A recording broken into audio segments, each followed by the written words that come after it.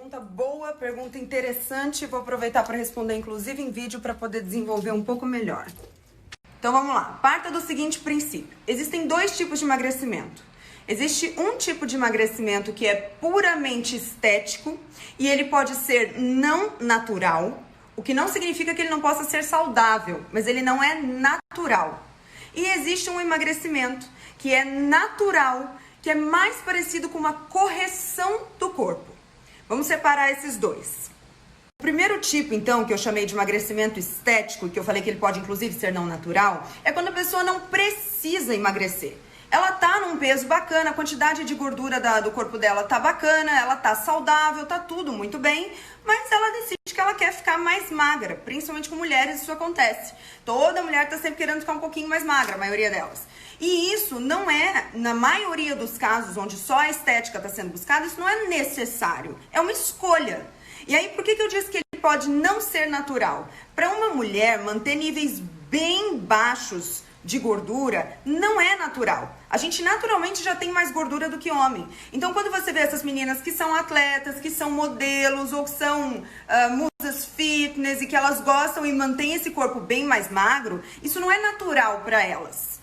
E por que eu digo que não é natural? Porque para manter o corpo assim, elas precisam continuamente fazer intervenções. Elas precisam fazer dieta o tempo todo, às vezes mais restritiva do que ela na verdade precisaria. Ela mantém um volume de treinos bem grande, às vezes elas usam recursos ergogênicos. Então, de novo, eu disse que não ser natural não quer dizer não ser saudável. Ela pode fazer tudo isso e se manter saudável, é uma escolha.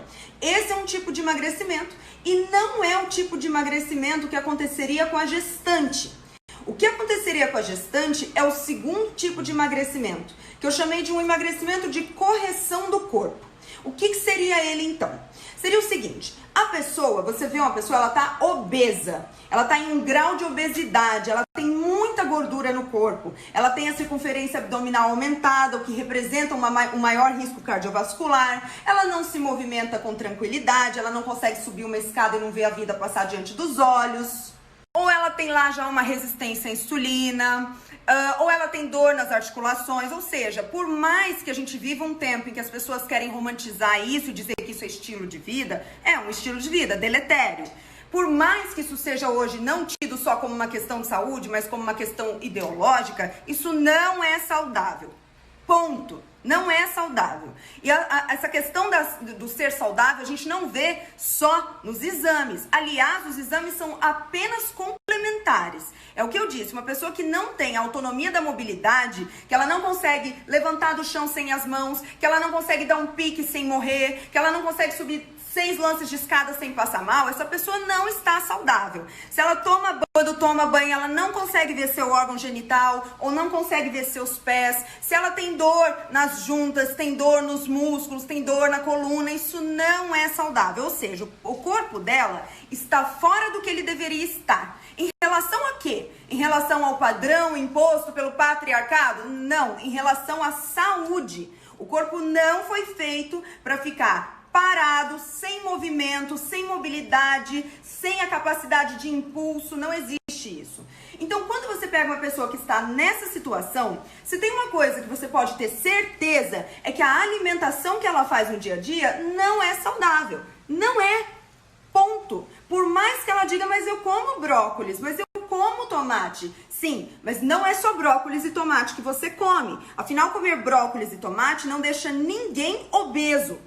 E vou mais longe, batata, banana, mandioca, uva, essas coisas também não deixam ninguém obeso. Abacate, coco, carne, a gordura da carne não é isso. Normalmente as pessoas se tornam obesas, mesmo aquelas que têm uma predisposição para isso, por comer o que não é comida em quantidades homéricas, fora do horário da fome, fora da sua sinalização de fome, por ansiedade, por costume, por seja o que for.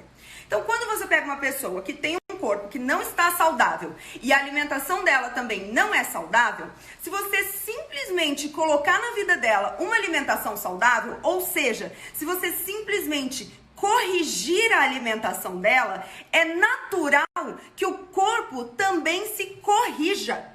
Então, se eu pego uma mulher e ela engravidou, descobriu que está gravidinha, descobriu de 8, 10 semanas. Acontece que antes dela descobrir, ela tem uma alimentação ruim. Ela come um monte de farináceo, come um monte de pão, biscoito, massa, come sem fome o tempo inteirinho, come doce, bebe, toma um monte de coisa que não devia tomar, toma cerveja, toma refrigerante, e assim vai, come mal pra caramba. Ela descobre que tá grávida. Aí, por amor a esse bebezinho que ela tá gerando agora, ela fala, não, cara, eu vou comer direito, vou corrigir minha alimentação. Acontece que quando ela engravidou, por comer mal, ela é obesa. E aí ela decidiu agora que vai corrigir a alimentação. O que é o natural que aconteça? É natural que o corpo dela passe a se corrigir. Então, eu já tive no consultório casos de mulher... Um caso foi chocante pra mim, chocante. Essa mulher me procurou desesperada. Ela tinha 1,50 m alguma coisa, 1,60 m no máximo. Tava com 98 quilos e se descobriu grávida. Me procurou, eu arrumei a alimentação dela, tirei tudo aquilo que não prestava, que é o que levou ela até aquele ponto de 98 quilos, obesidade. Arrumei a alimentação toda dela e falei, coma bem pelo seu bebê. É isso. Resultado, essa mulher chegou ao final da gestação, com 98 quilos. Aí você vai dizer, mas Lara, então o nenê não cresceu. Ele não cresceu porque ela fez dieta, que louca. Por que ela não priorizou o filho dela, que maluca. Não, totalmente o contrário. O nenê nasceu saudável, ela não teve diabetes gestacional e justamente ela não engordou mais e ela emagreceu durante esse período, não porque ela estava fazendo uma restrição severa, mas porque ela vinha de uma alimentação muito ruim e corrigiu a alimentação. Então é natural que o corpo se corrija. Então o que aconteceu com ela é que ao longo das 38 semanas de gravidez, 38 não, né, que ela chegou com 8, 10, sei lá, uma coisa assim.